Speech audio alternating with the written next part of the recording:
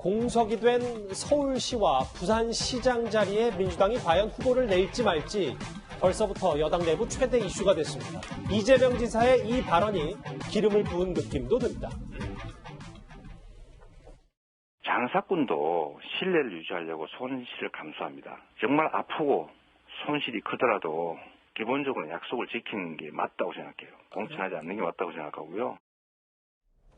바로 저 발언에 장혜철 평론가님, 이해찬 대표가 비공개 회의에서 지금 저렇게 답할 필요가 뭐가 있냐라고 해서 꽤 단단히 뿔이 난 것 같습니다. 네, 국회에서 열렸던 고위전략회의에서 이재명 지사가 저 질문에는 답을 안 하는 게 맞았다는 취지로 이해찬 대표가 발언을 했다고 알려지고 있거든요. 저 말이 나가면 그때부터 이제 공천을 하는 게 맞다, 아니다, 무공천이 맞다, 온갖 시시비비가 일어나서 당이 분란에 빠질 수도 있다는 것이죠.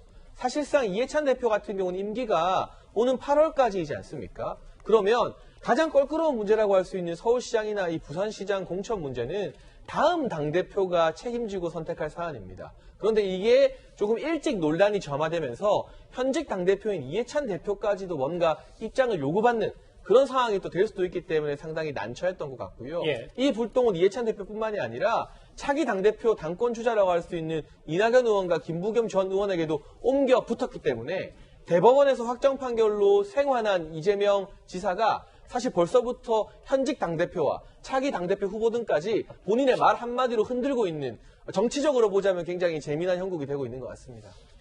그러면 당권 주자들은 이 무공천에 대해서 그리고 이재명 지사의 발언에 대해 생각이 어떤지 화면으로 만나보겠습니다.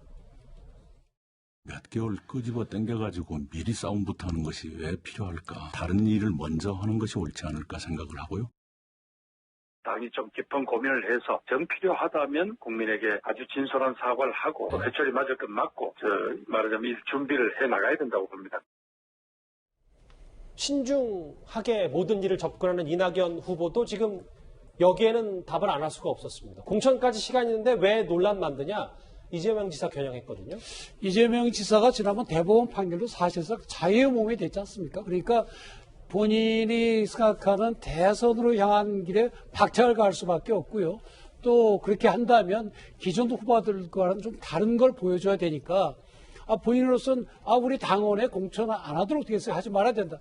맞는 얘기 아닙니까? 그렇게 해서 본인의 존재감을 굉장히 키운 그런 상당히 좋은 전략적인 이득을 얻은 셈이죠. 그 점에서 이낙연 의원의 경우 상당히 신경이 쓰이게 되고 그런 위치에 될 수밖에 없는 거죠. 말씀처럼 서울시장, 부산시장 무공천 논란도 그렇고요. 이제 본격적으로 공교롭게도 이낙연 의원과 이재명 지사 신경전이 시작이 된 듯합니다. 서울대학 나온 것을 그렇게 말씀하신 것 같은데 저도 가난한 농부의 칠남미동 장남으로 자랐습니다. 이제 좀 뭔가 시작이 되는 겁니까? 흑수저 논란으로 조용히 이제 본격적으로 좀 뜨거워지는 느낌도 있어서요. 그러니까 저는 생각보다 좀 빨리 여권의 대권 경쟁이 시작됐다는 느낌이 있습니다. 그나마 이재명 지사가 굉장히 공세적으로 지금 대법원 판결 있고 난 다음에 그렇죠. 하루하루에 한 건씩 지금 이야기를 하고 있는 거거든요. 그것도 보면 말이 맞는 부분이 많습니다. 그린벨트 부분도 마찬가지고 지금 당헌 관련돼서 이 부분도 마찬가지예요. 이제 그러다 보니까 이낙연 지금 후보 같은 경우는 지금 수세적인 입장에 몰려 있는 것이고 또 지지율도 지금 상당히 격차가 지금 좁혀진 상황이거든요. 저는 이 현상이 보면 단순히 그냥 두 사람의 경쟁 관계로만 끝나지는 않을 것 같습니다. 결국 뭐냐면 여권 내부에 결국 친문이라고 하는 그동안의 어떤 이 튼튼한 세력이 있었는데 결국 이제 차기의 권력을 누구한테 가느냐에 두고 결국 이제는 커밍아웃을 할 수밖에 없는 상황이에요. 즉 내가 누구를 지지한다는 입장을 밝힐 수밖에 없는 시간이 점점 다가오고 있다는 게 이제 현실적인 상황이거든요. 예. 그렇다고 한다면 저는 여당의 어떤 정책 기능이 상당히 약화되지 않을까. 지금 왜냐하면 이제 청와대가 이야기를 하면 별로 그렇게 많이 맥혀들지 않는 이제 그런 현상까지도 빚어지는 것 같습니다. 예. 집권 여당의 대표까지 나서서 이 무공천 논란 이재명 지사를 겨냥했습니다. 관련 소식 여기까지고요. 다음 주제 이제 가장 걱정이 되는 이슈로 넘어가 보도록 하겠습니다.